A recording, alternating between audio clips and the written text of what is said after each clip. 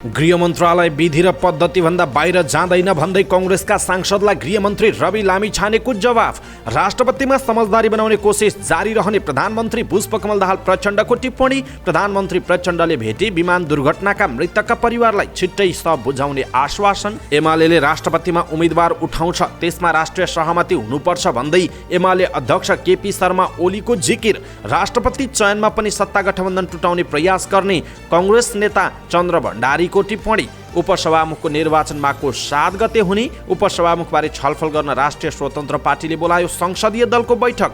राष्ट्रिय स्वतन्त्र पार्टीले कसलाई बनाउन खोज्दैछ उपसभामुखको उम्मेदवार, यसको बारेमा पुरै जानकारी। गैर राजनीतिक व्यक्ति राष्ट्रपति बनाउनु आफैमाथि अविश्वास गर्नु भएको नेकपा एमालेका उपाध्यक्ष सुभाष नेमवाङको भनाई। उपचार नपाएर मर्नुपर्ने बाध्यतालाई हटाउँछु भन्दै स्वास्थ्य मन्त्री पदम गिरीको दावी। सभाको प्रतिनिधित्व निष्पक्ष भएर गर्नेछु भन्दै नवनिर्वाचित सभामुख देवराज घिमिरेको स्पष्टोक्ति। संसदमा सीके राउतले गराए मौन धारण, कोही उठे कोही भने बसिरहे। ओलीले प्रधानमन्त्रीलाई पिंजडामा राख्न खोजेको कङ्ग्रेस महामन्त्री विष्णुप्रकाश शर्माको आरोप। प्रणालीमा बाँधिनुलाई पिंजडा ठान्नु अशुभको संकेत हो भन्दै विष्णुप्रकाशलाई एमाले अध्यक्ष ओलीको जवाफ। प्रतिपक्षको पनि कुरा सुन्ने सभामुख चाहिएको राष्ट्रिय प्रजातन्त्र पार्टीका प्रमुख सचेतक ज्ञानेन्द्र साईको धारणा। लुम्बिनीका मुख्यमन्त्री लीला गिरीले पाए विश्वासको मत। मतदाता नामावली सङ्कलन र अध्यावधि गर्ने काम सुरु। विमान दुर्घटनापछि हवाई यात्रु घटे, भाडा पनि घट्यो। वालिङमा फुटबल भइरहेको मैदानमा 81 हेलिकप्टर अवतरण गरेपछि तनाव। पोखरामा रमाइरहेका युवालाई वालिङ पुगेर फुटबल हेर्ने रहर जागेपछि हेलिकप्टरमा गएर मैदानमै झरेको खुलासा। आक्रोशित भिडले गरे हेलिकप्टरका पाइलटमाथि कुटपिट गर्नेलाई कारबाही गर्न वायु सेवा सञ्चालक सङ्घको माग। 86 वटा लाइसेन्स निलम्बनका लागि यातायात विभाग पठाइयो। एउटै चालक 29 पटकसम्म कारबाहीमा परेको खुलासा। चोभारको कार दुर्घटनामा बेपत्ता युवकको शव भेटियो। पहिरोको अध्ययन गर्न म्याग्दीको अन्नपूर्ण गाउँपालिकामा उपकरण जडान। जिउँदो शिशुलाई मृत घोषित गर्ने चिकित्सकलाई कामकाजमा रोक। छानबिन समिति गठन। सामाजिक सञ्जालबाट ब्ल्याकमेल र ठगी गर्ने 2 जना पक्राउ। गङ्गबुको होटलबाट 731 थान राहदानी बरामद, 3 जना पक्राउ। 24 उद्योगलाई भारतबाट 30,000 मेट्रिक टन गहुँ आयात गर्न अनुमति। दिनभरको उतार चढावका बीच नेप्सेमा सामान्य वृद्धि। कारोबार रकम 3 अर्ब 4 करोड माथि पुग्यो। सगरमाथा जलविद्युतको आइपिओ खुल्ला, कसले दिन पाउँछन् आवेदन, यसको बारेमा पुरै जानकारी। न्युजिल्यान्डकी प्रधानमन्त्री जसिन्डा आर्डर्नले अर्को महिना राजीनामा दिने। ब्राजिलको राष्ट्रपति निवासको दंगा रोक्न नसकेको आरोपमा 40 जना सुरक्षाकर्मी बर्खास्त। फिलिपिन्सले पर्यटन बढाउन विमानस्थलको सुधार गर्ने। विदेशी प्रशिक्षक ल्याउने भए आवेदन दिन विभिन्न खेलका सङ्घहरूलाई राष्ट्रिय खेलकुद परिषदको सूचना। र समाचार पार्टी हेल्थ टिप्स अन्तर्गत आज हामी खुट्टा निदाउने समस्या के हो, खुट्टा बारम्बार किन निदाइरहन्छ र यस्तो रोगको लक्षण के हुन सक्छ र उपचार के हो भन्ने विषयवस्तुमा जानकारी दिनेछौँ। हामीलाई अन्तिमसम्म हेर्नुहोला।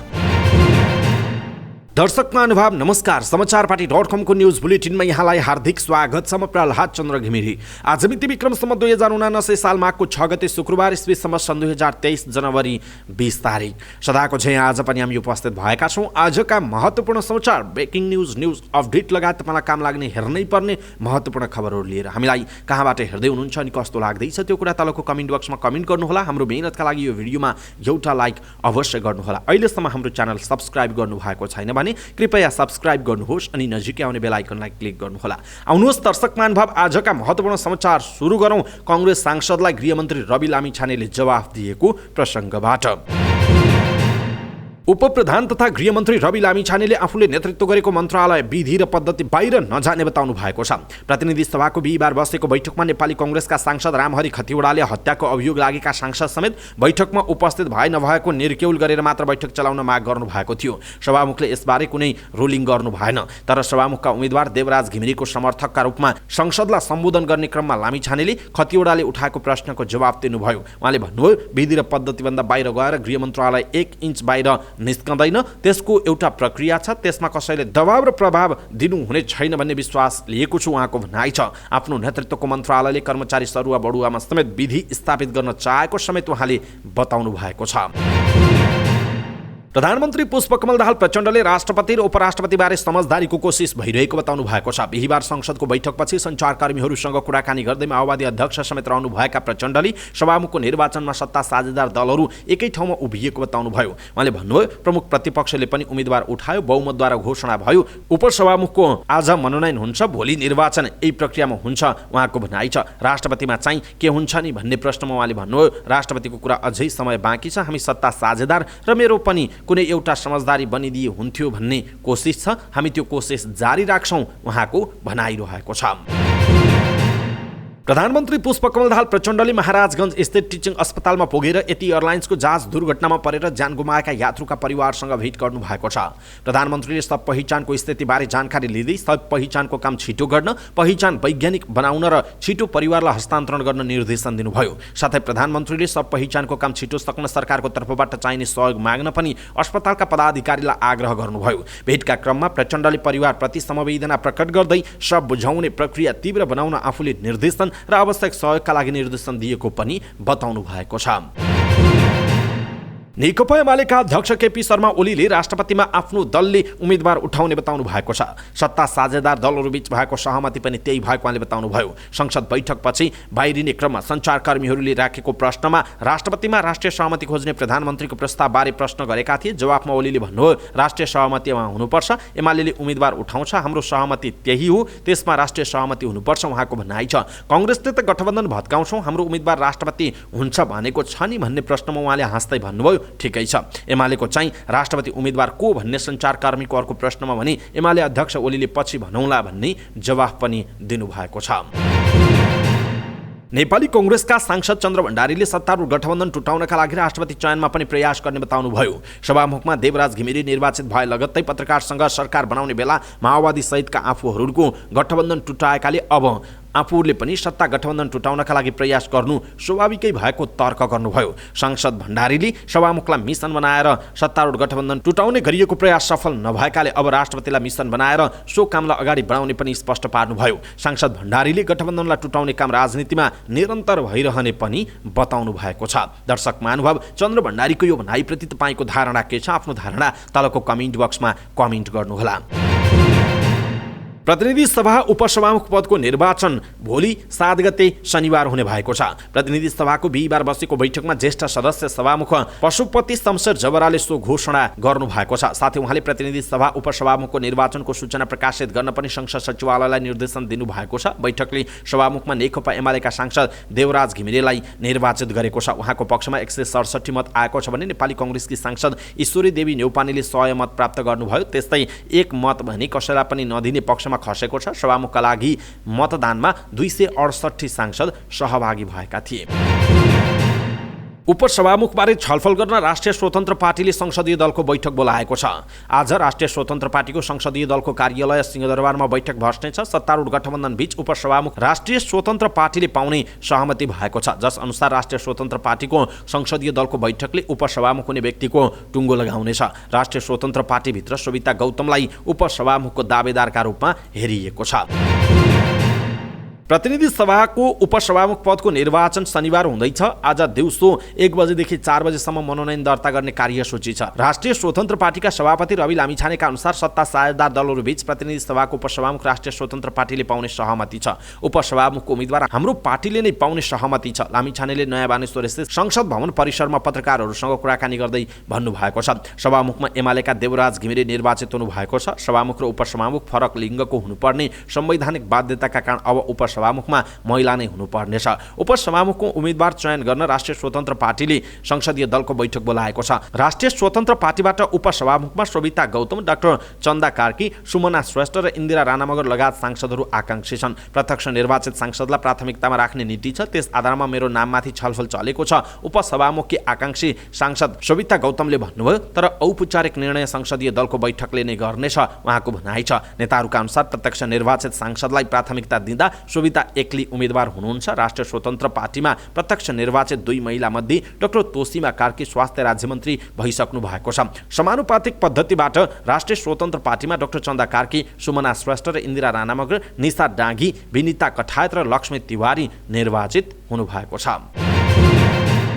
नेकपा एमालेका नेता सुभाष चन्द्र नेमुवाङले गैर राजनीतिक व्यक्तिलाई राष्ट्रपति बनाउन नहुने बताउनु भएको छ। बिहीबार प्रतिनिधि सभाको बैठकपछि पत्रकारहरूसँग कुराकानी गर्दै उहाँले गैर राजनीतिक व्यक्तिलाई राष्ट्रपति बनाउनु दलहरूले आफैमाथि विश्वास नगर्नु रहेको बताउनुभयो। उहाँले राष्ट्रपतिका लागि दलहरूले सक्षम व्यक्ति छान्नुपर्ने भन्दै राष्ट्रपति बन्न कुनै कुलमा जन्मिनु आवश्यक नभएको पनि बताउनुभयो। जनताका छोराछोरी नै राष्ट्रपति बन्ने हो, जो कोही पनि बन्न सक्छ उहाँले भन्नुभयो। उपाध्यक्ष नेमुवाङले संविधानले कल्पना गरेको सक्षम व्यक्तिले मात्र संविधान अनुसार काम गर्न सक्ने पनि बताउनु भएको छ। उहाँले सभामुखमा सक्षम व्यक्ति निर्वाचित भएको भन्दै अब देवराज घिमिरेले सबैको विश्वास जितेर काम गर्ने पनि बताउनुभयो। स्वास्थ्य तथा जनसङ्ख्या मन्त्री पदम गिरीले स्वास्थ्य सेवाको पहुँच विस्तार गर्न सम्बन्धित निकायहरू एकताबद्ध भएर काम गर्नुको विकल्प नरहेको बताउनुभयो। वीर अस्पतालमा क्याथ ल्याबको उद्घाटन गर्दै उहाँले यस्तो बताउनु भएको हो। मन्त्री गिरीले देशमा अहिले पनि स्वास्थ्य सेवा सीमान्तकृत र गरिब जनतासम्म पुग्न नसकेको भन्दै स्वास्थ्य सेवाको पहुँच विस्तार गर्न आवश्यक रहेको बताउनु भएको छ। उहाँले उपचार नपाएर मर्नुपर्ने बाध्यतालाई हटाउन सक्नुपर्ने बताउनुभयो। स्वास्थ्य सेवाको पहुँच विस्तार गरी गुणस्तरीय सेवा प्रवाहका लागि मन्त्रालयले आवश्यक नीतिगत सुधार गरेर अगाडि बढ्ने उहाँले प्रतिबद्धता पनि व्यक्त गर्नु भएको छ। नवनिर्वाचित सभामुख देवराज घिमिरेले सभाको प्रतिनिधित्व आफूले ठिक ढङ्गबाट गर्ने बताउनुभयो। प्रतिनिधि सभाको बैठकबाट सभामुखमा निर्वाचित भएपछि सञ्चारकर्मीहरूसँग कुराकानी गर्दै उहाँले यस्तो बताउनु भएको हो। सभामुख घिमिरेले सभामुखमा रहँदा निष्पक्ष र तटस्थ भूमिकामा आफू कार्य सम्पादनमा लाग्ने बताउनुभयो। उहाँले विगतबाट शिक्षा लिँदै संसदलाई चुस्त बनाएर अगाडि बढ्ने प्रतिबद्धता व्यक्त गर्नुभयो। बिहीबार बसेको प्रतिनिधि सभा बैठकमा भएको मतदानमा सत्तारूढ दलका साझा उम्मेद्वार घिमिरेले 167 मत प्राप्त गरी सभामुखमा निर्वाचित भएको हो। जनमत पार्टीका अध्यक्ष सीके राउतले मधेस आन्दोलनमा शहीद भएकाहरूको सम्झनामा संसदमा मौन धारण गराउनु भएको छ। प्रतिनिधि सभामा हिजो सभामुखको निर्वाचन चलिरहेको थियो। सत्तारूढ गठबन्धनबाट एमालेका देवराज घिमिरे र कांग्रेसबाट ईश्वरी नेउपाने उम्मेद्वार हुनुहुन्थ्यो। मतदान अघि संसदमा भएको छलफलमा भाग लिँदै राउतले मधेसी र थारू समुदायलाई भित्तामा धकेलेर राष्ट्रिय सहमतिको नारा दिएको भन्दै असन्तुष्टि जनाउनु भएको थियो। मधेस आन्दोलनमा मृत्यु भएकाहरूलाई राज्यले शहीद घोषणा गरेको तर संसदले नसम्झिएको भन्दै राउतले विरोध पनि जनाउनु भयो। मधेस बलिदानी दिवसको अवसरमा 1 मिनेट मौन धारण गर्न चाहेको भन्दै उहाँले भन्नुभयो, यसमा तपाईहरूले सम्मान दिन सक्नुहुन्छ कि सक्नुहुन्न। उहाँले रोस्टममै उभिएर मौन धारण गर्दा केही सांसद उठेका थिए तर केही उठेका थिएनन्। सुरुमा मधेस केन्द्रित दलका सांसदहरू मात्र उठेका थिए, त्यसपछि अरू सांसदहरू पनि उठे। प्रधानमन्त्री पुष्पकमल दाहाल प्रचण्ड भने उठ्नु भएन। उपप्रधानमन्त्री तथा गृहमन्त्री रवि लामिछाने भने उठ्नु भएको थियो। दर्शक महानुभाव, सीके राउतको यो कदम तपाईँलाई कस्तो लाग्छ? अनि प्रधानमन्त्री नउठ्नु, अन्य केही सांसदहरू उठ्नु, गृहमन्त्री उठ्नु, अन्य सांसदहरू नउठ्नु, यो विषयमा तपाईँ के भन्नुहुन्छ? आफ्नो धारणा तलको कमेन्ट बक्समा कमेन्ट गर्नुहोला। नेपाली कांग्रेसका महामन्त्री विश्वप्रकाश शर्माले प्रधानमन्त्रीलाई नेकपा एमालेका अध्यक्ष केपी शर्मा ओलीले पिंजडामा राख्न खोजेको टिप्पणी गर्नुभयो। संसदको बैठकमा ईश्वरी नेउपानेलाई सभामुख बनाउने प्रस्ताव राख्दै कांग्रेस महामन्त्री शर्माले प्रधानमन्त्रीलाई विश्वासको मत दिएर कांग्रेसले ढोक्सा थापेको भन्ने एमाले अध्यक्ष केपी शर्मा ओलीको अभिव्यक्तिको प्रतिवाद गर्नुभएको हो। हामीले ढोक्सा थापेका छैनौँ, माछालाई जालमा पार्न कुनै योजना छैन उहाँले भन्नुभयो। तर माछा र ढोक्साको कथा हालेर कसिलो पिंजडा नबनाउन आग्रह गर्छु उहाँको भनाइ छ। प्रधानमन्त्री पुष्पकमल दाहाल प्रचण्डलाई कांग्रेसले समर्थन गर्ने भएपछि विश्वासको मत लिने दिन ओलीले कांग्रेसले ढोक्सा र जाल थापेको आरोप लगाउनु भएको थियो। आफू प्रधानमन्त्री भएको बेला सँगैको मित्रले उच्चस्तरीय संयन्त्र बनाऊ भन्दा संविधानले नचिनेको संयन्त्र नबनाउने भन्ने, अनि सँगैको मित्र प्रधानमन्त्री भएका बेला संविधानले नचिनेको उच्चस्तरीय संयन्त्र बनाउनु भनेको हामीले ढोक्सा थाप्न खोजेको भन्दा देशको प्रधानमन्त्रीलाई पिंजडामा राख्न खोजेको हो उहाँको भनाइरहेको छ। यसैबीच नेकपा एमालेका अध्यक्ष केपी शर्मा ओलीले प्रणालीमा बाँधिनुलाई पिंजडा ठान्नु अशुभको संकेत भएको बताउनुभयो। संसद बैठकपछि सञ्चारकर्मीहरूसँग कुराकानी गर्दै ओलीले मानव समाजमा सामाजिक धर्म इमान जमानको बन्धन हुने बताउनुभयो। तर कांग्रेसले सरकारको समर्थन गर्ने तर सरकारमा हिस्सेदारको विरोध गर्ने गरेको बताउनु भएको छ। उहाँले भन्नुभयो, बेलगाम चल्ने, थिति विधिमा नबाँधिने र प्रणालीका प्रबन्धभित्र बाँधिनुलाई पिंजडा ठान्नु नै अशुभको संकेत हो उहाँको भनाइ छ। संसद बैठकमा कांग्रेस महामन्त्री विश्वप्रकाश शर्माले ओलीमाथि प्रधानमन्त्रीलाई पिंजडामा राखेको आरोप लगाउनु भएको थियो। आफू प्रधानमन्त्री भएका बेला संविधानले चिन्दैन भनेको उच्चस्तरीय राजनीतिक संयन्त्रको नेतृत्व गरेर ओलीले प्रधानमन्त्रीलाई पिंजडामा राख्न खोजेको उहाँको दाबी छ। एमाले अध्यक्ष ओलीले भने संयन्त्र बनाउने अभ्यास कांग्रेसले नै थालेको बताउनु भएको छ। हिजो आफूले संयन्त्र चाहिँदैन भनेको स्वीकार गर्दै उहाँले भन्नुभयो, गत सरकारको समयमा नेपाली कांग्रेसले रामचन्द्र पौडेलजीको नेतृत्वमा संयन्त्र बनाएर एउटा नयाँ प्रचलन सुरु गर्यो, त्यो त अभ्यासका रूपमा आइसक्यो त उहाँको भनाइरहेको छ। राष्ट्रिय प्रजातन्त्र पार्टीका सांसद एवं प्रतिनिधि सभाका राप्रपाका प्रमुख सचेतक ज्ञानेन्द्र साईले सरकार पक्षको मात्र नभई प्रतिपक्षको पनि कुरा सुन्ने संसद चाहिएको बताउनु भएको छ। प्रतिनिधि सभामा सभामुखका उम्मेद्वार नेकपा एमालेका देवराज घिमिरेलाई समर्थन गर्दै उहाँले सभामुखले प्रतिपक्षको कुरा सुन्नुपर्ने बताउनु भएको हो। सभामुखहरूमा आफूलाई चयन गरेको सरकारको पक्ष छ भने मौन भएर बस्ने, प्रतिपक्षले जस्तो राम्रो प्रस्ताव ल्याए पनि अवज्ञा गर्ने प्रवृत्ति देखिएको छ। उहाँले भन्नुभयो, अब बन्ने सभामुखबाट हामीले त्यस्तो अपेक्षा गर्दैनौँ र सभामुखले सबैको कुरा सुन्नुहुनेछ उहाँको भनाइ छ। उहाँले संसदमा नागरिकको पीर मर्काका विषय उठाउनु पर्ने, हाल प्रचलनमा रहेका कतिपय कानुन संशोधन गर्नुपर्ने बताउनुभयो। सांसद साईले भन्नुभयो, अब आउने संसदमा हामीले अगाडि जस्ता काण्ड भोग्न नपरोस् उहाँको भनाइ छ। लुम्बिनी प्रदेशका नवनियुक्त मुख्यमन्त्री लीला गिरीले विश्वासको मत पाउनु भएको छ। बिहिबार दिउँसो बसेको प्रदेश सभाको पहिलो अधिवेशनको चौथो बैठकमा मुख्यमन्त्री गिरीले 7 दलको विश्वासको मत प्राप्त गर्नु भएको हो। मुख्यमन्त्री गिरीले नेकपा एमाले सहित माओवादी केन्द्र, राष्ट्रिय प्रजातन्त्र पार्टी, नागरिक उन्मुक्ति पार्टी, जसपा, जनमत पार्टी, लोकतान्त्रिक समाजवादी पार्टी र स्वतन्त्रको गरी 57 मत प्राप्त गर्नुभयो। उहाँको विपक्षमा 28 मत परेको छ। नेपाली कांग्रेस र जनमोर्चाले गिरीलाई विश्वासको मत दिएको छैन। मुख्यमन्त्री गिरी पुस 27 गते 56 जना र 2 स्वतन्त्र गरी 58 सांसदको समर्थनमा मुख्यमन्त्री नियुक्त हुनु भएको थियो। लुम्बिनी प्रदेशमा कुल 87 सांसद रहेका छन्। निर्वाचन आयोगले 77 वटै जिल्ला निर्वाचन कार्यालयबाट अनलाइन प्रणालीमा आधारित मतदाता नामावली प्री रजिस्ट्रेसन र अध्यावधिक सुरु गरेको छ। गत मक्सिर 4 गतेका लागि प्रतिनिधि सभा र प्रदेश सभा सदस्यको निर्वाचन तय भएपछि गत साउन 19 गते स्थगन भएको मतदाता नामावली प्री रजिस्ट्रेसन र अध्यावधिक प्रक्रिया माघ 2 गतेबाट सुरु भएको आयोगका सहसचिव तुलसी बहादुर श्रेष्ठले बताउनु भएको छ। आयोगले तोकिए बमोजिमको प्रमाण लिई मतदाता नामावलीमा नाम दर्ता गराउन आउने नागरिकको फोटोसहितको मतदाता नामावलीको विवरण मतदाता नामावली ऐन 2073 बमोजिम सङ्कलन गर्दै आएको छ। कुनै मतदाताले आफ्नो मतदाता नामावलीमा रहेको नाम, ठेगाना, जन्ममिति, नागरिकता सम्बन्धी विवरण, बाबुको नाम, आमाको नाम, पति वा पत्नीको नाम लगायतका विवरणमा रहेको त्रुटि सच्याउनलाई प्रमाणसहित निवेदन दिएमा संलग्न प्रमाणको आधारमा निर्वाचन अधिकारीले प्राप्त निवेदनमाथि आवश्यक निर्णय गर्ने जनाइएको छ। गत माघ 1 गते पोखरामा यति एयरलाइन्सको विमान दुर्घटनाको प्रभाव चितवनमा पनि परेको छ। पोखरामा जहाज दुर्घटना भएसँगै हवाई यात्रा गर्नेको संख्या घटेको छ। भरतपुर नागरिक उड्डयन कार्यालयका अनुसार माघ 1 गतेदेखि भरतपुरबाट काठमाडौँ जाने र आउनेको संख्या घट्दै गएको छ। कार्यालयका निमित्त प्रमुख दीपक विकका अनुसार पुस 28 मा 260 जना, पुस 29 मा 325 जना, पुस 30 मा 260 जना भरतपुरबाट हवाई मार्ग हुँदै काठमाडौँ गएका थिए। माघ 1 मा खराब मौसमका कारण उडान हुन सकेको थिएन। पोखरामा विमान दुर्घटना भएपछि माघ 2 मा 179 जना, माघ 3 मा 168 जना र माघ 4 मा 187 जनाले हवाई यात्रा गरेका छन्। भरतपुर काठमाडौँ रोडका साथै काठमाडौँ भरतपुर रोडमा पनि हवाई यात्रुको संख्या घटेको छ। कार्यालयका अनुसार पुसको 28 मा 321 जना, पुस 29 मा 319 जना र पुस 30 गते 313 जना यात्रु काठमाडौँबाट भरतपुर पुगेका थिए। त्यस्तै माघको 2 मा 138 जना, माघ 3 मा 182 जना र माघ 4 मा 207 जना हवाई मार्ग हुँदै काठमाडौँबाट चितवन पुगेको जनाइएको छ। भरतपुर विमानस्थलबाट अहिले दैनिक 8 वटा उडान हुँदै आएको छ। विकेले भरतपुर विमानस्थलमा हवाई सुरक्षामा कुनै खतरा नभएको भए पनि यात्रुमा मानसिक प्रभाव परेको हुन सक्ने उहाँले बताउनु भएको छ। विमानस्थल आसपासमा रहेका भौतिक संरचना विमानस्थल अनुसारको मापदण्ड अनुसार नबनेकाले केही समस्या भएको भने उहाँले बताउनु भएको छ। यसैबीच यात्रुको चाप घटेपछि विमान कम्पनीहरूले हवाई भाडा समेत घटाएका छन्। एकतर्फी भाडा दर रु 5000 सम्म रहेकोमा पछिल्लो दिनमा विमान कम्पनीले रु 2500 भाडा कायम गरेर अनलाइन टिकट बिक्री गरिरहेको जनाइएको छ। स्याङ्जाको वालिङमा फुटबल प्रतियोगिता भइरहेको मैदानमा 81 हेलिकप्टर अवतरण भएपछि तनाव भएको छ। वालिङ गोल्ड कप फुटबल प्रतियोगिताको दोस्रो सेमिफाइनल खेलमा एभिनियर एफसी क्यामरुन र वालिङ एफसी जुनियर बीच प्रतिस्पर्धा भइरहेको अवस्थामा 81 प्रभु कम्पनीको हेलिकप्टर अवतरण भएको थियो। धुलो उडाउँदै हेलिकप्टर अवतरण भएपछि खेल केही बेर रोकिएको थियो। खेल नै रोकिने गरी जानकारी बिना हेलिकप्टर अवतरण गराएको भन्दै समर्थक र आयोजकले आक्रोश व्यक्त गरेका थिए। केही समर्थकले पाइलट र यात्रुलाई हातपात गरेपछि प्रहरीले हस्तक्षेप गरेको छ। प्रहरीको सुरक्षापछि केही बेरमा हेलिकप्टर उडेको स्याङ्जाका प्रहरी नायब उपरीक्षक डीएसपी रविन्द्र खनालले जानकारी दिनुभएको छ।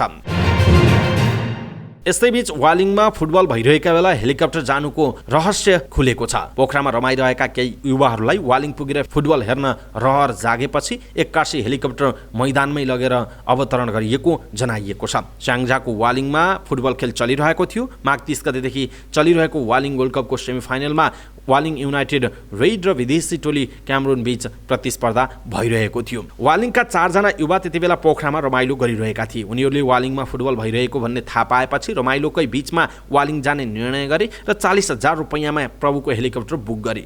विनोद गैरी, खिमबहादुर थापा, सुशील थापा लगायत 4 जना हेलिकप्टर चढेर वालिङ पुगे। वालिङको मैदानमा खेल भइरहेको थियो। पाइलटले मैदान नजिकै हेलिकप्टर ल्यान्ड गर्ने तयारी गरेका थिए, तर यात्रुले मैदानमै झार्न दबाब दिए। हेलिकप्टरका पाइलट रानेश डङ्गोलले मैदानमै हेलिकप्टर ल्यान्ड गरे। खेल चलिरहेका बेला हेलिकप्टर ल्यान्ड हुँदा सुरुमा केही इमर्जेन्सी होला भनेर मैदानमा रहेका खेलाडी, आयोजक र दर्शक अल्मलिएका थिए, तर 4 जना यात्रु झारेपछि कुनै समस्या नभई जानेर नै हेलिकप्टर अवतरण गरेको थाहा पाएपछि खेल आयोजक आक्रोशित बने। पोखरामा रक्सी खाएर रमाउँदै रहेछन् र कुरामा कुरा चल्दा हेलिकप्टर नै बुकिङ गरेर जाने सल्लाह गरेर आएका रहेछन्। एकजना स्थानीय बासिन्दाले भने उनीहरू वालिङका राम्रै परिवारका व्यक्ति हुन्। खेल मैदानमा नै हेलिकप्टर उतारेपछि क्याप्टेन र यात्रुसँग स्थानीय र आयोजकले जवाफ मागेका थिए। त्यही क्रममा उनीहरूले पाइलट डङ्गोल र यात्रुमाथि हातपात गरे। के कारणले खेल चलिरहेका बेला मैदानमै हेलिकप्टर झारेको भनेर आयोजक, स्थानीय र खेलाडीबीच भनामन भएछ। त्यही क्रममा धकेलाधकेल भएको हामीले जानकारी पायौँ। स्याङ्जाका प्रमुख सल्लाह अधिकारी गङ्गाबहादुर छेत्रीले भन्नुभयो, कसैसँग पनि समन्वय छैन, भोलि त्यसको दुर्घटना भएको भए के हुन्थ्यो। स्थानीयहरू आक्रोशित हुनु अस्वाभाविक देखिएन, तर घटनाको अनुसन्धान भइरहेको छ उहाँको भनाइ छ। स्थानीय हेलिकप्टरका चालक र यात्रुबीच भनामनका क्रममा लफडा भएको उहाँले बताउनुभयो। बिना जानकारी खेल चलिरहेका बेला किन हेलिकप्टर पठाइयो भनेर नागरिक उड्डयन प्राधिकरणलाई लेखेर पठाएका छौँ। सिडिओ छेत्रीले भन्नुभएको छ, यात्रु नझारी नहुने कारण के रहेछ अनुसन्धान गर्नु भनेर प्रहरीलाई निर्देशन दिएको छु। बिना जानकारी लहडबाजीमा झार्न पाइँदैन, स्थानीय बासिन्दाको सुरक्षाको कुरा पनि हुन्छ उहाँको भनाइ छ। खेल मैदानमा अवतरण गरेको हेलिकप्टर पोखरा फर्किएको छ। यसैबीच स्याङ्जाको वालिङमा हेलिकप्टर पाइलटमाथि कुटपिट पनि भएको छ। कुटपिट गर्ने समूहलाई कारबाही गर्न वायु सेवा सञ्चालक सङ्घले माग गरेको छ। प्रभु हेलिकप्टर्स प्रणालीको हेलिकप्टर बिहिबार दिउँसो पोखराबाट उडेर स्याङ्जामा 2:24 मा अवतरण गरेको थियो। यात्रुले दिएको GPS कोअर्डिनेट अनुसार हेलिकप्टर वालिङको फुटबल मैदानमा अवतरण गरेको थियो। सो क्रममा क्याप्टेन रानेश डङ्गोलमाथि स्थानीय समूहले कुटपिट गरी घाइते बनाएको सङ्घले जनाएको छ। वायु सेवा सञ्चालक सङ्घले उक्त कार्यको भर्त्सना गरेको छ। जीव ज्यानको प्रवाह नगरी अहोरात्र दुर्गम क्षेत्रका बासिन्दाको सेवामा खटी, सुत्केरी, बिरामी लगायत अन्य संवेदनशील मानवीय तथा विकास निर्माणका कार्यमा हुने क्याप्टेनमाथि कुटपिट हुनु निन्दनीय रहेको सङ्घको भनाइ छ। बिहिबार भएको घटनाको छानबिन गरी दोषीमाथि कारबाही र सुरक्षाको पूर्ण प्रत्याभूति गराउन समेत सङ्घले माग गरेको छ। दर्शक महानुभाव, यो घटना सुने पछाडि अथवा यो समाचार हेरिसके पछाडि तपाईँलाई कस्तो लाग्छ आफ्नो कुरा तलको कमेन्ट बक्समा कमेन्ट गर्नुहोला। उपत्यका ट्राफिक प्रहरी कार्यालयले गाडी चलाउँदा 5 पटकभन्दा बढी ट्राफिक नियम उल्लङ्घन गर्ने 86 जनाको सवारी चालक अनुमति पत्र लाइसेन्स निलम्बनका लागि यातायात व्यवस्था विभागमा पठाएको छ। चालकले पालना गर्नुपर्ने शर्त तथा नियम पटक पटक उल्लङ्घन गरेकाले नियमको कडाइका लागि उपत्यका ट्राफिक प्रहरी कार्यालयले अनुमति पत्र निलम्बनको सिफारिस गरेको छ। उपत्यका ट्राफिक प्रहरी कार्यालयका वरिष्ठ प्रहरी उपरीक्षक एवं प्रवक्ता राजेन्द्र प्रसाद भट्टले सवारी तथा यातायात व्यवस्था ऐन 2049 र नियमावली 2054 बमोजिम चालकले पालना गर्नुपर्ने शर्त तथा नियम 5 पटकभन्दा बढी उल्लङ्घन गरेको पाइएकाले त्यही ऐनको दफा 60 बमोजिमको कसुर अन्तर्गत लाइसेन्स निलम्बनका लागि यातायात व्यवस्था विभाग पठाइएको जानकारी दिनुभयो। उहाँका अनुसार 5 पटकभन्दा बढी नियम उल्लङ्घन गर्नेको लाइसेन्स निलम्बन हुन्छ। उपत्यका ट्राफिक प्रहरी कार्यालयका अनुसार निलम्बनका लागि पठाइएका सवारी चालक अनुमति पत्रमध्ये 1 जना 29 पटक, 1 जना 26 पटक, 1 जना 24 पटक, 1 जना 23 पटक, 2 जना 18 पटक, 1 जना 17 पटक, 2 जना 16 पटक, 2 जना 15 पटक कारबाहीमा परेको ट्राफिक प्रहरीको भनाइरहेको छ। काठमाडौँको चौभारमा कार दुर्घटनाका क्रममा बेपत्ता भएका एकजनाको शव प्रहरीले 2 दिनपछि फेला परेको छ। कीर्तिपुर नगरपालिका 6 चौभार स्थित जलविनायक पुल नजिकै बागमती नदीको किनारमा कार खस्दा राजकुमार खत्री बेपत्ता भएका थिए। सशस्त्र प्रहरी हुवलको गोताखोरको टोलीले बिहिबार खत्रीको शव फेला पारेको सशस्त्र प्रहरी नायब उपरीक्षक शैलेन्द्र थापाले जानकारी दिनुभयो। माघ 2 गते 5654 नम्बरको कार नदी किनारमा दुर्घटना हुँदा 40 वर्षका खत्री बेपत्ता भएका थिए भने 40 वर्षकी अम्बिका लामिछाने घाइते भएकी थिइन्। बेपत्ता खत्रीलाई खोज्न सशस्त्र प्रहरी बलको नीलवाराही गण, विपद उद्धार गणको गोताखोर सहितको टोली खटिएको थियो। उनको शव दुर्घटनास्थलदेखि 100 मिटर तल भेटिएको डीएसपी थापाले बताउनुभयो। म्याग्दीको अन्नपूर्ण गाउँपालिकाको 2 स्थानमा पहिरोको प्राविधिक अध्ययन गर्न उपकरण जडान गरिएको छ। अन्नपूर्ण गाउँपालिका 3 को फगाम र काभ्रे भिरमा राखिएको डाटा लगर सहितको उपकरणमा चिस्यान मापन गर्ने यन्त्र, तापक्रम र आर्द्रता नाप्ने सेन्सर र ध्वनि उत्सर्जन गर्ने सेन्सर जडान गरिएको छ। उपकरणबाट प्राप्त हुने जमिनभित्रको तथ्याङ्कले पहिरो जान सक्ने अवस्थाबारे जानकारी दिएर पूर्व तयारी र मनसुन योजना बनाउन सहयोग हुने पहिरोको अनुसन्धान गरिरहेको सजग समूहका सदस्य निमा दोर्जे भुटियाले जानकारी दिनुभएको छ। उपकरण राखिएको स्थानमा पानी कति पर्यो, कति कम्पन भयो र चिस्यान कति छ भन्ने कुरा सेन्सर मार्फत डेटा रेकर्ड भइरहेको हुन्छ। उहाँले भन्नुभयो यसमा पहिरो जाँदैछ भनेर साइरन बज्ने त हुँदैन, तर जमिनभित्रको तथ्याङ्कले पहिरो जान सक्ने अवस्थाबारे जानकारी दिएर पूर्व तयारी गर्न मनसुन योजना बनाउन सहज हुन्छ उहाँको भनाइ छ। त्रिभुवन विश्वविद्यालय सहित बेलायत, क्यानाडा, न्युजिल्यान्डका विभिन्न विद्यालय, भूकम्प प्रविधि राष्ट्रिय समाज, सोसल साइन्स समेतको सहभागितामा भूगर्भ विज्ञान, सामाजिक विज्ञान र मानविकी संकायका नेपाली तथा अन्तर्राष्ट्रिय अनुसन्धाता सहितको टोलीले उक्त उपकरण जडान गरेको जनाइएको छ। म्याग्दीको फगाम र काभ्रेभिर पहिरोका हिसाबले जोखिमयुक्त मानिन्छ। विराटनगरको कोशी अस्पतालले जिउँदो शिशुलाई मृत घोषणा गर्ने चिकित्सकलाई काम गर्न रोक लगाएको छ। त्यस्तै उक्त घटनाको छानबिन गर्न 3 सदस्यीय समिति बनाएको छ। बुधबार बिहान श्वास प्रश्वासमा समस्या भएपछि इमर्जेन्सी वार्डमा भर्ना गरिएको 19 दिने शिशुलाई अस्पतालका मेडिकल अफिसर डाक्टर आकाश यादवले मृत घोषित गरेका थिए। चिकित्सकले मृत घोषित गरेपछि आफन्तले शिशुलाई घर लिएर गएका थिए। अन्त्येष्टिको तयारी हुँदै गर्दा शिशुले शरीर चलाएपछि आफन्तले गोल्डन अस्पताल विराटनगर भर्ना गरेका थिए। अहिले उनको गोल्डन अस्पतालमा उपचार भइरहेको छ। उपचारमा लापरवाही गरेको गुनासो आएपछि अस्पतालले छानबिनका लागि बालरोग विशेषज्ञ डाक्टर प्रवीण झाको नेतृत्वमा 3 सदस्यीय समिति गठन गरेको छ। समितिको सदस्यमा अर्का बालरोग विशेषज्ञ डाक्टर सूर्यकान्त चौधरी र प्रशासनका कर्मचारी रामप्रसाद नेपाल रहेका छन्। अस्पतालका सूचना अधिकारी समेत रहेका नेपालले छानबिन नसकिएसम्म उपचारमा संलग्न डाक्टर आकाश यादव, अहेब लक्ष्मण माझी र टीका भण्डारीलाई काममा रोक लगाइएको जनाइएको छ। सामाजिक सञ्जालबाट डर धम्की दिएको र ठगी गरेको आरोपमा प्रहरीले 2 जनालाई पक्राउ गरेको छ। नेपाल प्रहरीको साइबर ब्युरोले नुवाकोटका 19 वर्षका विवेक आचार्य र 17 वर्षका अर्का 1 जनालाई पक्राउ गरेको छ। 17 वर्षभन्दा कम उमेरको व्यक्ति भने बालिग नभएका कारण प्रहरीले नाम गोप्य राखेको छ। उनीहरूले चलचित्र क्षेत्रमा काम गर्नेहरूलाई आफू मोडेलिङ क्षेत्रको व्यक्ति हो भन्दै नेपाली गीतहरूको लिङ्क सेयर गर्न लगाउने, भिडियो कलमा आफू नाङ्गो भई कुरा गर्ने र त्यसको स्क्रिनसट राख्ने र उक्त भिडियो परिवारका सदस्यलाई पठाइदिन्छु भनेर धम्की दिने गरेको ब्युरो उपनिर्देशक प्रहरी उपरीक्षक पशुपति कुमार रायले बताउनुभयो। त्यस्तै उनीहरूले सामाजिक सञ्जालको एकाउन्टको पासवर्ड मागेर आफै चलाउने र ब्ल्याकमेल गरी ठगी गर्ने गरेको पाइएको जनाइएको छ। उनीहरूलाई सामाजिक सञ्जालको दुरुपयोग मार्फत ठगी गरेको कसुरमा हिरासतमा राखेर अनुसन्धान गर्न जिल्ला अदालत काठमाडौँबाट 5 दिनको म्याद लिएको प्रहरी उपरीक्षक रायले जानकारी दिनुभयो।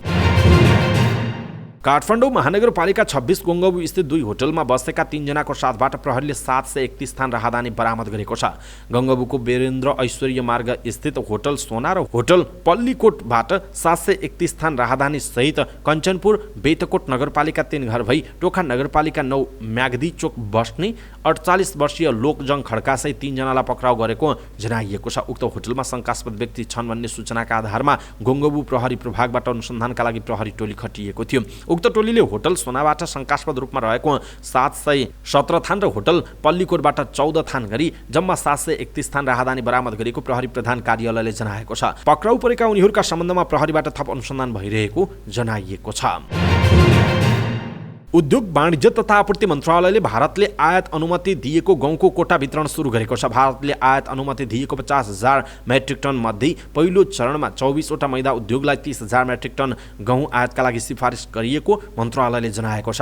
भारतबाट गहुँ आयातका लागि 24 वटा मैदा उद्योगलाई अनुमतिका लागि कोटासहित परराष्ट्र मन्त्रालयमा पत्राचार गरिएको मन्त्रालयकी सहप्रवक्ता उर्मिला केसीले जानकारी दिनुभयो। मैदा उद्योगहरूले आर्थिक वर्ष 2077-78 मा उत्पादन गरेको मैदाको परिणामको आधारमा उद्योगहरूलाई दामासाई 7% का दरले गहुँ आयातको कोटा वितरण गरिएको केसीले बताउनु भएको छ। मैदा उत्पादनको आधारमा गरिएको कोटा वितरणमा कम्तीमा 82 देखि अधिकतम 2375 मेट्रिक टनसम्म गहुँ आयातको कोटा सिफारिस भएको मन्त्रालयले जनाएको छ।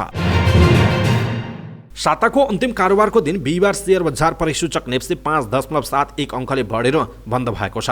दिनभर उतार चढाव भएको बजार अन्तिममा बढेको हो। शेयर बजार 2178.81 बिन्दुमा पुगेर रोकिएको हो। यो 0.26% को वृद्धि हो। बिहिबार उपसूचकहरूमा समेत मिश्रित नतिजा देखिएको छ। ब्याङ्किङ, जलविद्युत लगानी, म्युचुअल फन्ड, निर्जीवन बीमा र व्यापार उपसूचक बढ्यो भने अन्य उपसूचकहरू घटेका छन्। बिहिबार 246 ऋतुपत्रको 58,665 वटा कारोबारबाट 87,47,646 किता सेयर किनबेच भएको छ। बिहिबार 3,04,45,29,329 रुपैयाँको कारोबार भएको जनाइएको छ। यस दिन आधारसा लघुवित्त र मैलुङखोला जलविद्युतको सकारात्मक सर्किट लेभलमा कारोबार भएको छ। निफ्रा, ग्रिन भेन्चर, श्वेतगङ्गा हाइड्रो समेत धेरै मूल्य बढ्ने कम्पनीमा रहेका छन्। कुमारी धनवृद्धि योजनाका लगानीकर्ताले सबैभन्दा धेरै 8.89% गुमाएका छन्। बिहिबार NIC Asia, Ridi, people's hydro सहितका कम्पनीको कारोबार धेरै भएको जनाइएको छ। सगरमाथा जलविद्युत कम्पनी लिमिटेडले साधारण सेयर निष्कासन तथा बिक्री खुल्ला गरेको छ। कम्पनीले बिहिबारदेखि आयोजनाबाट पीडित क्षेत्रका बासिन्दा तथा वैदेशिक रोजगारीमा रहेका नेपालीका लागि प्राथमिक सार्वजनिक निष्कासन आइपिओको बिक्री खुल्ला गरेको हो। कम्पनीले आफ्नो जारी पुँजी 1 अर्ब 12 करोड रुपैयाँको 10% अर्थात् 11 करोड 20 लाख रुपैयाँ बराबरको प्रति सेयर 100 रुपैयाँ दरका 11,20,000 किता साधारण सेयर आयोजनाबाट पीडित क्षेत्र इलामवासीका लागि निष्कासन गरेको जनाइएको छ। त्यस्तै सर्वसाधारण लगानीकर्ताका लागि छुट्याइएको 43,68,000 किताको 10%ले हुने 4,36,800 किता साधारण सेयर नेपाल सरकारको सम्बन्धित निकायबाट श्रम स्वीकृति प्राप्त गरी विदेशमा रोजगार गरिरहेका नेपालीका लागि पनि निष्कासन गर्न लागेको कम्पनीको सार्वजनिक आह्वान पत्रमा उल्लेख छ। स्थानीय लगानीकर्ताले सेयर खरिदका लागि न्यूनतम 10 कितादेखि अधिकतम 10,000 कितासम्म आवेदन दिन सक्नेछन्। सम्बद्ध क्षेत्रका बासिन्दाका लागि निष्कासन बन्द छिटोमा 19 माघसम्म हुनेछ भने ढिलोमा आगामी फागुन 5 सम्म हुने कम्पनीले जनाएको छ। वैदेशिक रोजगारीमा रहेका नेपालीले भने अधिकतम 50,000 किताका लागि 19 माघभित्र आवेदन दिनुपर्ने जनाइएको छ। जसिन्डा आर्डनरले आगामी महिना न्युजिल्यान्डको प्रधानमन्त्री पद छाड्ने बताएकी छिन्। बितेको 6 वर्ष चुनौतीपूर्ण पदमा बसेपछि अबको 4 वर्षसम्म योगदान गर्न विशेष केही बाँकी नरहेको उनले तर्क गरेकी छिन्। उनले आगामी चुनाव पनि नलड्ने बताएकी छिन्। उनले फेब्रुअरी 7 सम्म लेबर पार्टीको नेताबाट राजीनामा दिइसक्ने बताएको समाचार संस्था एपीले जनाएको छ। उनले राजीनामा दिएपछि भावी दलको नेताका लागि चुनाव हुनेछ। लेबर दलको उपनेताले पनि पार्टी नेतृत्वमा रुचि नभएको बताएका छन्। न्युजिल्यान्डमा यही वर्षको अक्टोबर 14 मा आम निर्वाचन हुने जनाइएको छ। आर्डनरले आफ्नो भविष्यबारे केही समयपछि सोच्ने प्रतिक्रिया दिएकी छिन्। 2017 मा प्रधानमन्त्री पद सम्हाल्दा उनी 37 वर्षकै थिइन्। उनी त्यतिबेला विश्वको सबैभन्दा कान्छी महिला राज्य प्रमुख बनेकी थिइन्। आफ्नो कार्यकालमा उनले कोरोना महामारी, क्राइस्ट चर्च मस्जिदमा गोली हानाहान जस्ता धेरै चुनौती बिहोरिन्। राजीनामा दिएपछि उनले परिवारलाई समय दिने बताएकी छिन्। उनले चुनाव सहज रूपमा जितिने भए पनि नयाँ चुनौतीका लागि नयाँ पाखुराहरू चाहिने हुनाले आफूले छोड्न लागेको बताएकी छिन्। उनले गर्मीको छुट्टीको बेला थप योजना बनाउने बताएकी छिन्। ब्राजिलको राष्ट्रपति निवाससहित सरकारी कार्यालयमा भएको दङ्गा रोक्न नसकेको आरोपमा 40 सुरक्षाकर्मीलाई बर्खास्त गरिएको छ। गएको जनवरी 8 तारिकमा सरकारी भवनमा तोडफोड गर्ने प्रदर्शनकारी विरुद्ध कुनै कदम नचालेको आरोपमा उनीहरूलाई हटाइएको हो। ब्राजिलका राष्ट्रपति लुइज इनासियो लुला डा सिल्भाले कर्तव्य पालन गर्न असमर्थ सुरक्षाकर्मीलाई हटाएको बताएको सिडनी मर्निङ हेराल्डले जनाएको छ। ब्राजिलका पूर्व राष्ट्रपति जायर बोल्सोनारो समर्थकले सरकारी भवनमा छिरेर तोडफोड गरेका थिए। यो घटनाको अनुसन्धानले सुरक्षामा जानाजान कमजोरी भएको देखिएको थियो। बोल्सोनारोका हजारौं समर्थकले गएको अक्टोबरमा भएको चुनावको परिणाम उल्टाउन माग गरी संसद, राष्ट्रपति भवन र सर्वोच्च अदालतमा प्रदर्शन गरेका थिए। गतिशीलता र पर्यटनको सञ्चार बढाउन फिलिपिन्सले यस वर्ष देशभरका कम्तीमा 8वटा विमानस्थलमा सुधार गर्ने बताएको छ। फिलिपिन्सका बजेट मन्त्री अमिनाह पाङ्गान्मानले भनेका छन् सन् 2023 को बजेटमा 8वटा विमानस्थल परियोजनाका लागि बजेट तथा व्यवस्थापन विभागले रकम छुट्याइसकेको छ। बजेटलाई राष्ट्रपति फर्डिनान्ड रोमुआल्डेज मार्कोसले स्वीकृत गरिसकेको उनले बताएका छन्। मनिलामा रहेको निनोयो एक्विनो अन्तर्राष्ट्रिय विमानस्थलको स्तरोन्नति गर्ने काम भइरहेको र उत्तरी फिलिपिन्समा 2, मध्य फिलिपिन्समा 2 र दक्षिण फिलिपिन्समा 3वटा विमानस्थल मर्मतका लागि बजेट विनियोजन गरेको उनले बताएका छन्। आसन्न एसियाली खेलकुदका लागि राष्ट्रिय टिमको तयारी प्रभावकारी बनाउन विदेशी प्रशिक्षक आवश्यक पर्ने भए आवेदन दिन राष्ट्रिय खेलकुद परिषद राखेपले खेल सङ्घहरूलाई सूचना जारी गरेको छ। राखेपको तालिम तथा प्रशिक्षण विभागले दर्ता भएका राष्ट्रिय खेल सङ्घका खेलाडीको प्रशिक्षणका लागि विदेशी प्रशिक्षक आवश्यक भएमा 15 दिनभित्र आवेदन पेश गर्न बिहिबार सूचना जारी गरेको हो। परिषदमा कार्यरत प्रशिक्षक नभएका खेलहरू, ओलम्पिकमा समावेश खेलहरू, एसियाली र दक्षिण एसियाली खेलकुद तथा अन्तर्राष्ट्रिय प्रतियोगितामा नियमित सहभागिता गराउने खेल सङ्घलाई विदेशी प्रशिक्षकका लागि आवेदन दिन भनिएको जनाइएको छ। समाचार पार्टी न्युज बुलेटिनमा पालो भएको छ समाचार पार्टी हेल्थ टिप्स। आजको समाचार पार्टी हेल्थ टिप्समा हामीले खुट्टा धेरै निदाउँछ, किन निदाउँछ खुट्टा, कुन कुन रोगको लक्षण हुन सक्छ, खुट्टा धेरै निदाउने कुराहरू अथवा यसको उपचार चाहिँ के हुन सक्छ भन्ने विषयवस्तुमा जानकारी दिनेछौँ। हामीलाई अन्तिमसम्म हेर्नुहोला। सबै नेपाली माझ पुर्याउनका लागि यो भिडियोलाई आफ्नो फेसबुक, ट्विटर लगायतका सामाजिक सञ्जालमा सेयर गर्नुहोला, आफन्तहरूलाई मेसेन्जरमा पठाइदिनुहोला। खुट्टा निदाउनका विभिन्न कारणहरू हुन सक्छन्, तर सबैभन्दा साधारण कारण भनेको एउटै स्थितिमा बसिरहँदा रक्त सञ्चार कम हुनु वा नसामा असाध्यै धेरै दबाव पर्नु हो। यदि कसैको खुट्टा लामो समयसम्म निदाउँछ भने यो एक गम्भीर रोगको पनि सङ्केत हुन सक्छ। त्यसैले खुट्टा निदाउनुको कारण थाहा पाउन अत्यावश्यक छ। यसो गर्दा कुनै गम्भीर रोगको खतराबारे पहिले नै जानकारी लिन सकिन्छ। खुट्टा निदाउनुका कारणहरू। यदि कसैलाई लामो समयसम्म खुट्टा निदाउने र झमझमाउने हुन्छ भने यस्तो केन्द्रीय स्नायु प्रणालीलाई प्रभावित गर्ने स्थिति मल्टिपल स्क्लेरोसिस MS, मधुमेह, धमनी रोग वा फाइब्रोमायल्गिया जस्ता स्थितिको कारण पनि भइरहेको हुन सक्छ। तर यसका लागि डाक्टरसँग पनि सम्पर्क गर्नुपर्छ, अनुमानको भरमा हुँदैन। यसबाहेक खुट्टा निदाउनका केही साधारण कारणहरू जस्तो पोस्चर अर्थात् शारीरिक अवस्था। यदि कोही लामो समयसम्म गलत पोस्चरमा बस्छ भने उनीहरूको लोअर बडी निदाउन सक्छ। कतिलाई त यो समस्याका कारण निन्द्रा पनि लाग्दैन, जसलाई मेडिकलको भाषामा प्यारेस्थेसिया भनिन्छ। केही साधारण बानीका कारण खुट्टा निदाउने गर्छन्, जस्तो धेरै बेरसम्म पलेटी कसेर बस्दा, लामो समयसम्म बसिरहँदा, खुट्टामा दबाव पर्ने गरी बसिरहँदा, कसिएको जुत्ता, पाइन्ट वा मोजा लगाउँदा र चोटपटकको कारण। अर्को हो मधुमेह। मधुमेह भएका मानिसहरूमा एक खालको नर्भ ड्यामेज भएको हुन सक्छ, जसलाई डायबेटिज न्युरोप्याथी भनिन्छ। डायबेटिज न्युरोप्याथीमा खुट्टा निदाउने, झमझमाउने र दुख्ने लगायतका समस्याहरू देखिन सक्छ। अर्को हो तल्लो कमर दुख्ने समस्या।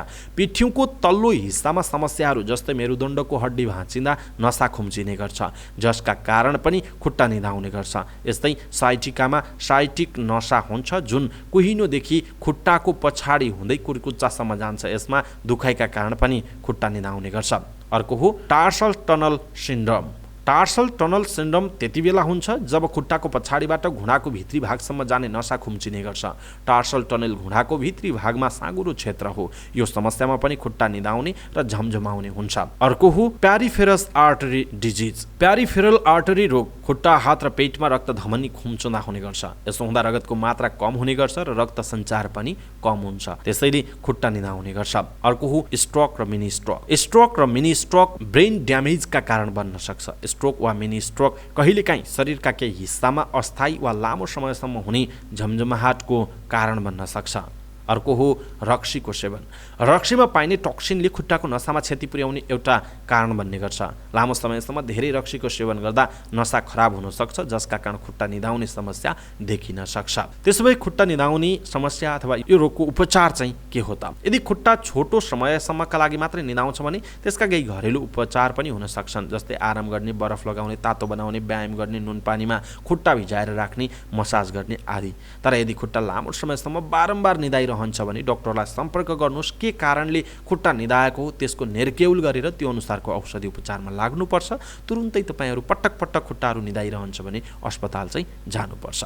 दर्शक महानुभाव, आज हामीले यहाँहरूलाई बारम्बार खुट्टा निदाइरहने कारण के हो, यसको लक्षणहरू, कुन कुन रोगको लक्षण हुन सक्छ खुट्टा निदाउने कुरा र यसको उपचार के हुन सक्छ भन्ने विषयवस्तुमा जानकारी दिउँ। तपाईँलाई कस्तो लाग्यो हाम्रो हेल्थ टिप्स, यो कुरा तलको कमेन्ट बक्समा कमेन्ट गर्नुहोला। सबै नेपालीहरू माझ पुर्याउनका लागि भिडियोलाई आफ्नो फेसबुक, ट्विटर लगायतका सामाजिक सञ्जालमा सेयर गर्नुहोला। दर्शक महानुभाव, हाम्रो यो हेल्थ टिप्स दिने अभियान तपाईँलाई कस्तो लागेको छ त्यो कुरा पनि तलको कमेन्ट बक्समा कमेन्ट गर्नुहोला। अवस्था दर्शक महानुभाव, आजका महत्त्वपूर्ण समाचार, ब्रेकिङ न्युज अपडेट लगायत तपाईँलाई काम लाग्ने, हेर्नै पर्ने महत्त्वपूर्ण खबरहरू यति नै। हामीले प्रस्तुत गरेका यी समाचारहरूप्रति तपाईँको धारणा के छ? आफ्नो धारणा तलको कमेन्ट बक्समा कमेन्ट गर्नुहोला। हाम्रो मेहनतका लागि यो भिडियोमा एउटा सानो लाइक अवश्य गर्नुहोला। दर्शक महानुभाव, पलपलको न्युज अपडेटका लागि हाम्रो च्यानललाई तपाईँ अहिलेसम्म सब्सक्राइब गर्नुभएको छैन भने कृपया सब्सक्राइब गर्नुहोस् अनि नजिकै आउने बेल आइकनलाई क्लिक गर्नुहोला। पलपलको न्युज अपडेटका साथ फेरि हाम्रो भेट हुनेछ। तपाईँ समाचार पार्टी हेर्दै गर्नुहोस्। नमस्कार।